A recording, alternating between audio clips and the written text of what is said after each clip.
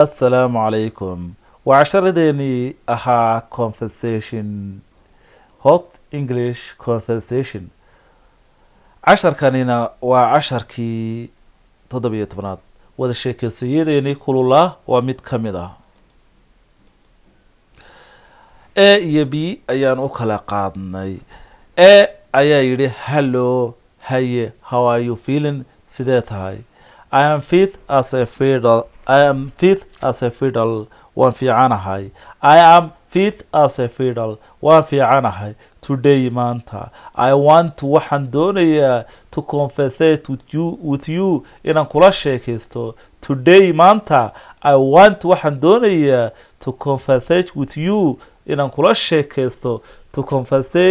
converse with you inaan kula sheekaysto. So saa daraaddeed how does it seems to you sidee kula muuqataa how does it seems to you sidee kula muuqataa that arrinkaasi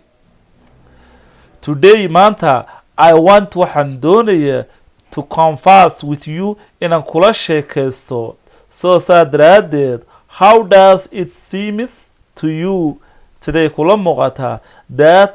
arrinkaasi not bad ma xuma but laakiin do you have ma leedahay muscles murqa ma leedahay and just iyo xabad ma leedahay to defend adiga difaacatid your little bones lafahaaga yaryar from me aniga waxaan jabaad halkii ugu dambeysay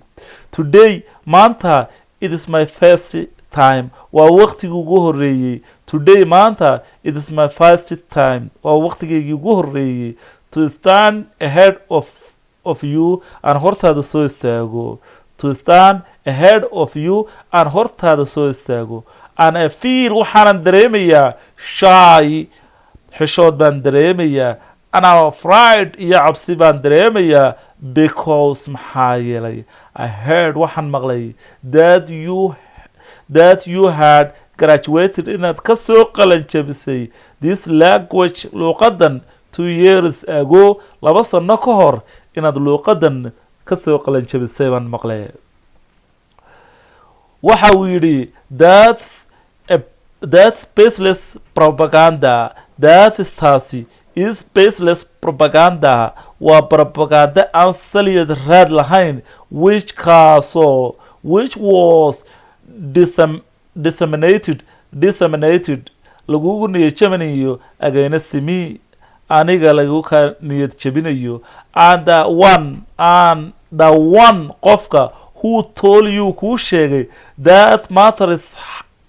arrinkaasi is the first envious waa cadowgaaga koobaad is waa your first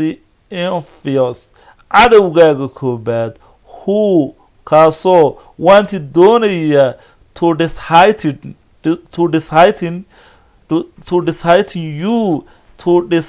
you inuu ku niyad jabiyo who kaasoo wanti doonaya to dishearten you inuu ku niyad jabiyo soo saa daraaddeed buckle down dhexda xidho and defend yourself naftaadana difaaco from me aniga iga difaaco waxaan jabay haddana it is clear way caddahay as a daylight sida maalintoo kale u caddahay that you have graduated inaad soo qalan jabisay because maxaa yeelay seeing is believing ishaa macalina I can see waanan arkaa with my own eyes indhahaygan ku arkaa because maxaa yeelay you are speaking waxaad ugu hadlaysaa Englishka you are speaking Englishka waxaad ugu hadlaysaa fluently si xidhiidha automatically si isdaba jooga correctly si sax ah nicely si wanaagsan and naturally iyo si dabiiciya as a native speaker sidii qof u dhashay oo kale soo saa daraaddeed don't betray me ha ii sheegin pageka ugu dambeeya b you believe waxaad rumaysan tahay different idea fikrad kale to speak inaad ugu hadasho like a native speaker sidii qof u dhashay oo kale doesn't depend on kuma xidhna graduating qalanjabin kuma xidhna but laakiin it depends on waxay ku xidhan tahay it depends on you adiga kugu xidhan tahay buu yidhi but laakiin it depends on you adiga kugu xidhan tahay and there is important saying which says odhaah muhiima ayaa jirta as you make your bed sidaad sariirtaada u firaashato u hagaajisato you must lay it ayaad u seexataa qof walba siduu iska dhigo ayuu noqdaa weeyaan even can speak even xitaa you can speak like waad ugu hadli kartaa luqadda as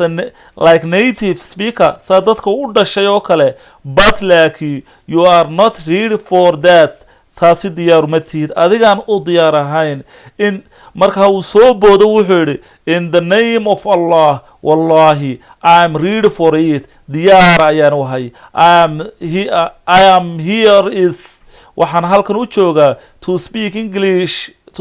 inaan ugu hadlo fluently si xidhiidha inaan ugu hadlo ayaan halkan u joogaa soo saa daraadeed give me some tips waxoogaha talooyina follow aan raaco casharkeeni maanta intaasuu ku egyahay fadlan haddii aad casharkan ka heshay sii faafi